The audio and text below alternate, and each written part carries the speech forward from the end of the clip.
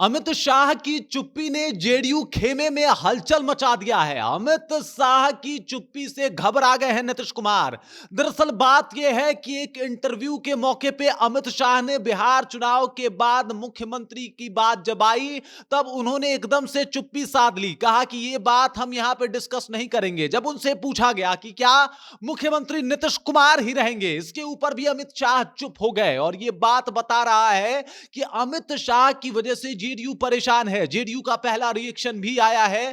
क्या कह रहे हैं जेडीयू वाले, क्या कह रहे हैं नीतीश कुमार, सब कुछ आपको विस्तार पूर्वक समझाएंगे।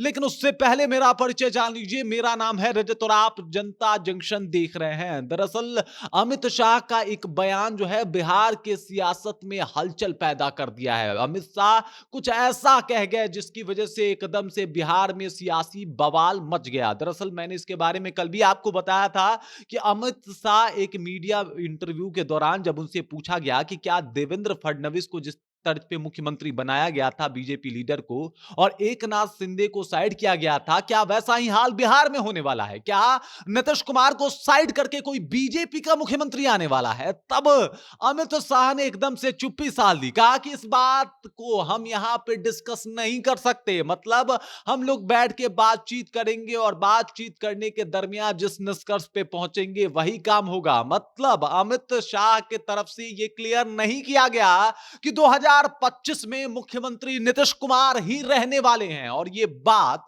जेडीयू के सीने में एकदम से चुभ गई। जेडीयू परेशान भी हो गई। जेडीयू ने बड़े सफाई के साथ अपने बयान जो है वो सामने कर दिए हैं। दरअसल जेडीयू के प्रवक्ता नीरज कुमार सामने आते हैं, कहते हैं कि नीतीश कुमार नहीं तो कौन। मतलब अमित शाह के चुप्पी का मतलब है नीतीश कुमार। मतलब ये चुप्पी तौर पे सहमति दे दिए हैं कि नीतीश कुमार ही मुख्यमंत्री बनेंगे। और नीतीश कुमार क्यों मुख्यमंत्री बनेंगे, इसके बाद महिमा मंडन शुरू हुआ कि भाई साहब नीतीश कुमार ने रोशनी दी, नीतीश कुमार ने शिक्षा व्यवस्था दी, नीतीश कुमार को दुनिया मानती है, दुनिया के वो सबसे बड़े कहा जाता है तो रिसर्चर हैं राजनीति में। इस तरीके के तमाम तरीके के बयान दिए गए और नीरज कुमार इस बात से ये इशारा कर रहे थे कि भाई साहब मेरा जो लीडर है वो कमजोर नहीं है। तो बिल्कुल क्लियर रहिए इस बात पे कि नीतीश कुमार ही मुख्यमंत्री बनने वाले हैं, ये ऐसा नीरज कुमार बताना चाहते थे। जबकि बीजेपी की तरफ से ज्यादा कुछ क्लियर नहीं हुआ है। अमित शाह के बयान के बाद पेच फंसता हुआ दिखाई दे रहा है कि 2025 के विधानसभा चुनाव अगर एनडीए जीतती है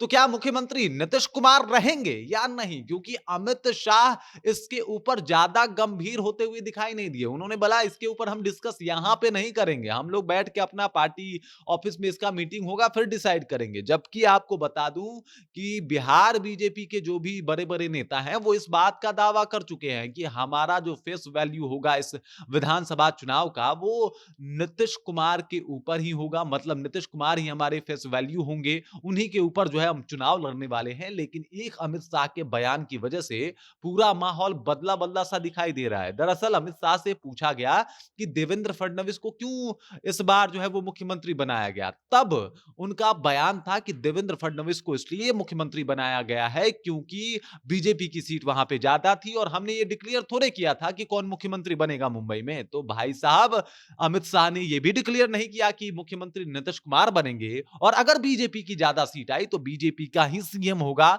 नीतीश कुमार को मजबूरी बस ये स्वीकार करना पड़ेगा और इसी तरीके की प्लानिंग जो है वो शुरू कर दी गई है बीजेपी के द्वारा। ये अंदर खाने से खबर आ रही है, लोग तरह तरह के बातों को बना रहे हैं, तरह तरह की बातें जो है वो एकदम से हर राजनीतिक गलियारे चौक चौराहों पे डिस्कस हो रही है कि क्या वाकई में बीजेपी का प्लान यही है कि नीतीश कुमार के साथ चुनाव तो लड़ना है लेकिन सीटें अगर ज्यादा आई तो इस बार मुख्यमंत्री जो है वो बीजेपी का होगा। मतलब कि एक बार तो आपको मौका दे दिया गया, कम सीट पे भी आपको मुख्यमंत्री बना दिया गया। जैसे कम सीट रहने के बाद भी एकनाथ शिंदे जी को मुख्यमंत्री बनाया गया था, लेकिन अब ज्यादा सीटें आई महाराष्ट्र में बीजेपी की तो बीजेपी का मुख्यमंत्री बन गया। वैसे ही अगर बिहार में भी बीजेपी की ज्यादा सीटें आएंगी तो बिहार में भी बीजेपी का ही मुख्यमंत्री बनेगा। मतलब मुश्किल में है जेडीयू, परेशान है जेडीयू, एकदम से सोच विचार में पड़ी हुई है जेडीयू कि क्या चल रहा है बीजेपी के दिमाग में, क्या चल रहा है अमित शाह के दिमाग में। अमित शाह को